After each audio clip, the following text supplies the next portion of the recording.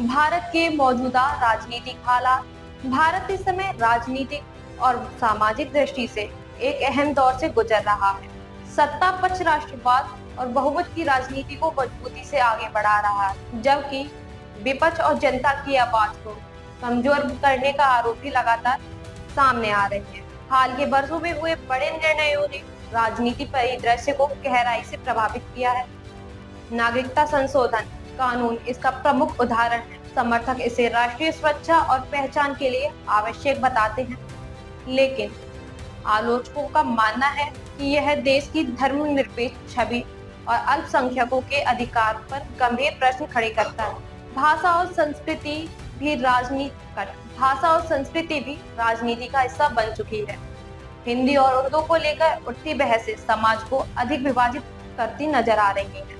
इन्हीं बहसों के बीच जनता के वास्तविक मुद्दे कई पीछे छूट जाते हैं। लगातार बढ़ती महंगाई आदमी की जेब पर भारी पड़ रही है। पेट्रोल, डीजल और रोजमर्रा की जरूरी वस्तुओं की कीमतों में इजाफा मध्यम वर्ग को प्रभावित कर रहा है। बेरोजगारी भी बड़ी चुनौती बनी हुई है, खासकर युवाओं में नौकरी की कमी चिंता का विषय है।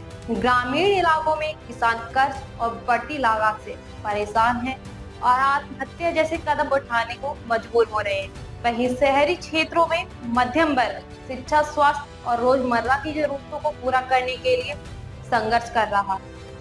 लोकतांत्रिक ढांचे की स्थिति पर भी सवाल उठ रहे हैं। विपक्षी दलों और सामाजिक संगठनों का कहना है कि सत्ता की आलोचना करने वालों को अक्सर देश विरोधी कहकर चुप कराने की कोशिश की जाती है।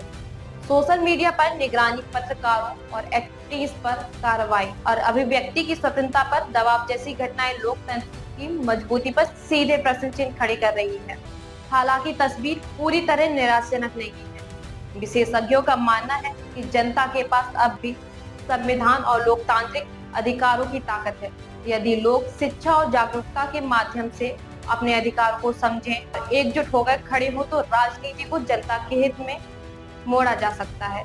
सामाजिक एकता, डिजिटल प्लेटफॉर्म पर सक्रियता और स्वतंत्र मीडिया की कोशिशें बदलाव की उम्मीद जगाती हैं। भारत के मौजूदा हालात निसंदेह चुनौतीपूर्ण है, मगर इतिहास बताता है कि जब जनता जागरूक होकर अपनी आवाज बुलंद करती है तो बदलाव निश्चित होता है।